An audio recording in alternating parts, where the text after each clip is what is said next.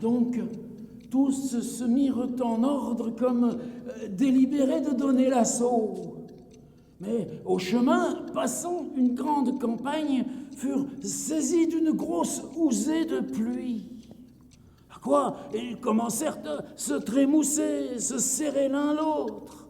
Ce que, voyant, Pantagruel leur fit dire que ce n'était qu'une petite venue, mais à toute fin qu'ils se missent en ordre et qu'ils les voulaient couvrir.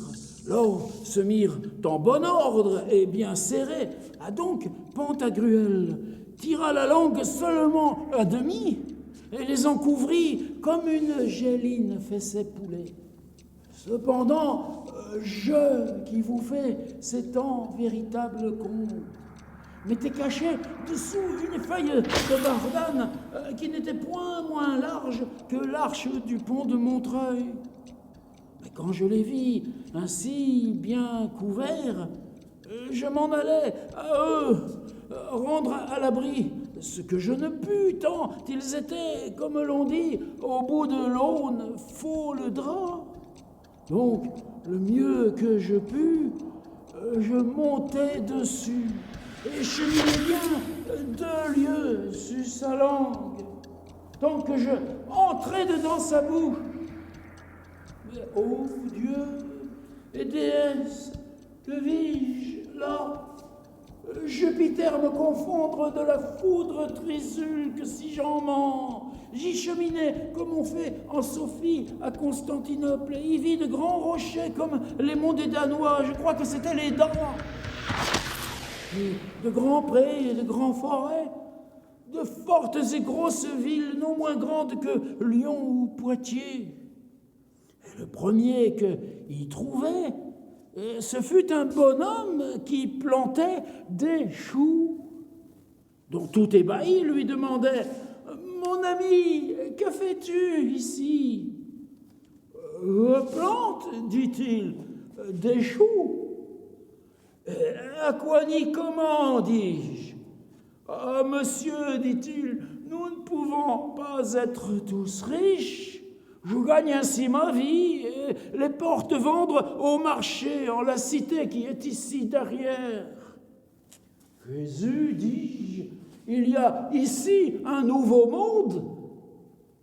Certes, dit-il, il n'est mis nouveau, mais on dit bien que hors d'ici, il y a une terre neuve où ils ont et soleil et lune et tout plein de belles besognes, mais celui-ci est plus ancien.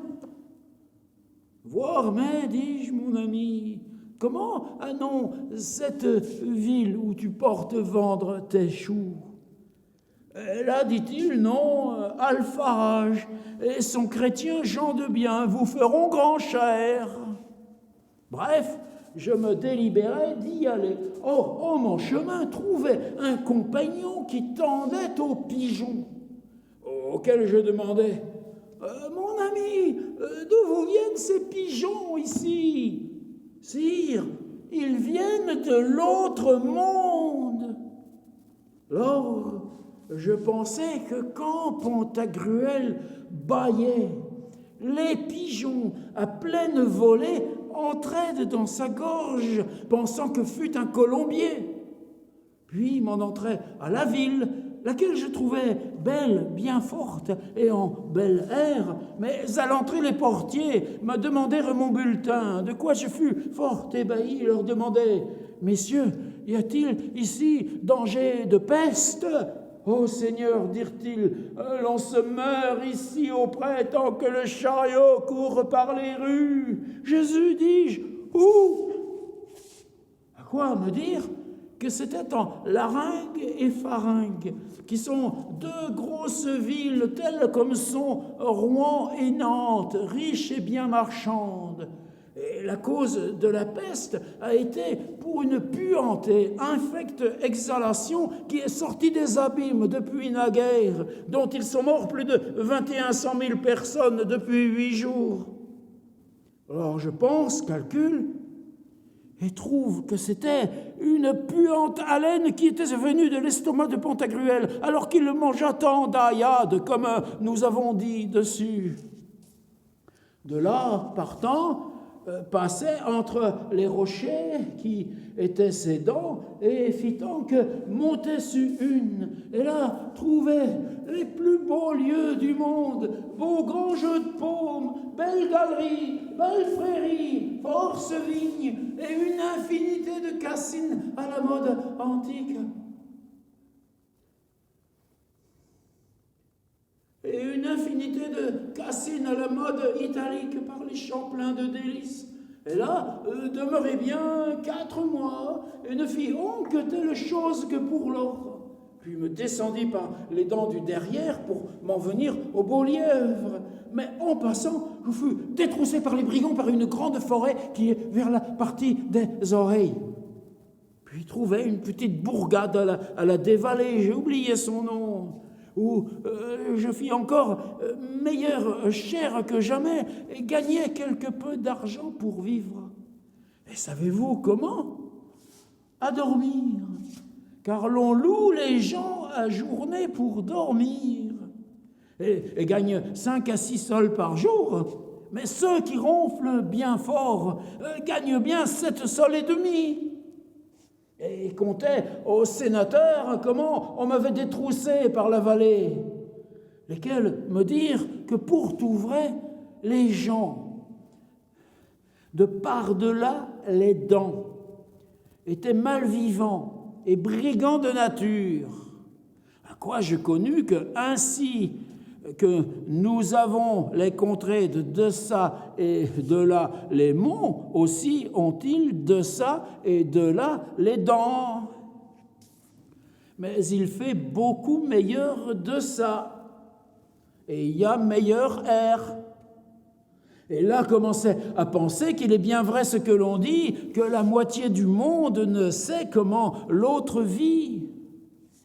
Vu que nul n'avait encore écrit de ce pays-là, où il y a plus de 25 royaumes habités, sans les 2 vers et un gros bras de mer, j'en ai composé un grand livre, intitulé « L'histoire de Gorgias », car ainsi les ai-je nommés, parce qu'ils demeuraient en la gorge de mon maître Pantagruel. Finalement, je m'en voulus retourner, passant la barbe, je me jetai sur ses épaules.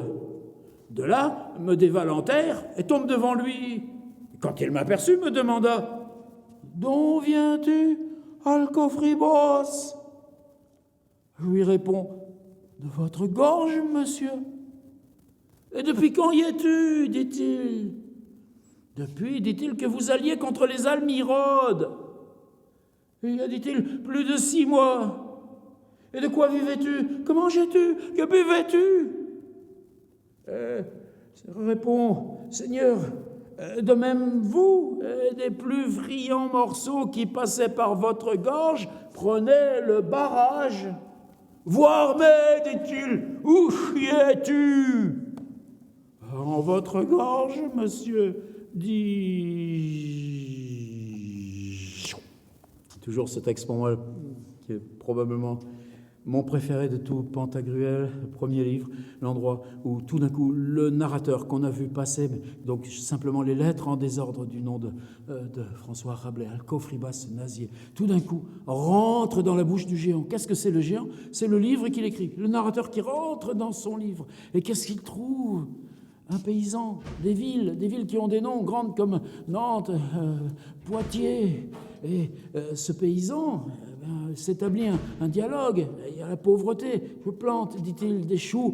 Mais puisque le paysan, là, lui, c'est plus une combinaison de lettres, c'est quelque chose qui a corps, qui a voix, eh bien, il confère ce corps et ces voix, cette voix à ce personnage, l'être qui vient d'entrer abstraitement dans son livre.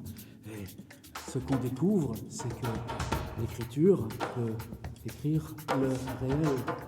Alors, probablement, j'étais un peu, là, si j'avais eu, il aurait fallu mettre un petit projo, là, juste sur ma tronche, mais au moins, vous vous rendez compte? L'acoustique Léonard de Vinci.